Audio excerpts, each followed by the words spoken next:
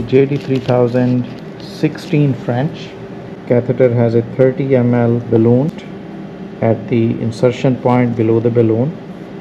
Loaded in the second intercostal space, the pre-made incision to the point that the balloon is inside. At this, the stylet is slid out.